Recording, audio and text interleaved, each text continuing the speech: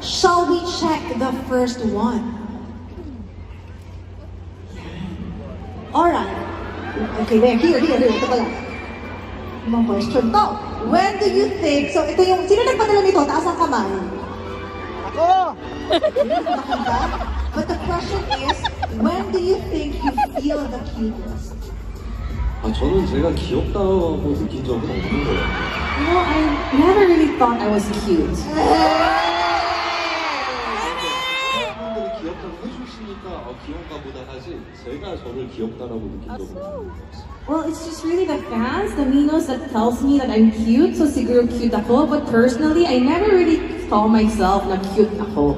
Ito yung mga gwapo, no? Minsan hindi alam na gwapo talaga sila.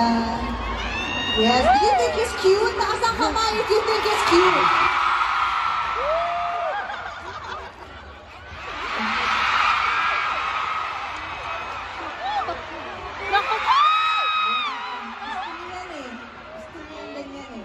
Next. Alright, are you guys satisfied with his answer? Yes. Parang yung ditong part na ito maingay. Kahit hindi kayo mag-ingay dito. Galingan nyo, tsaka nasa taas galingan nyo sa pagsasayaw. When you listen to Stalker, is there a dance move that you instinctively do? And if ever, please teach us fans so that fans can follow along too. 그냥 이 정도? Ganito lang. Okay, tama. 뭐 이런 거? Oh, 이 yes? 정도 하는 거 같은데요? Ito lang yata yung mga galaw ko, ganito lang. Okay na ba? Satisfied ba kayo dun sa gano'n? More! 뭐가 어려운데? Wala talaga. 뭐가 있죠? Ano kaya meron?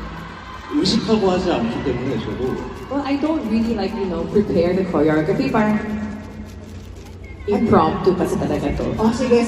Later on, we will find out kung ano yung impromptu performances na ipapakita sa atin ni Mino. Ready ba kayo dyan?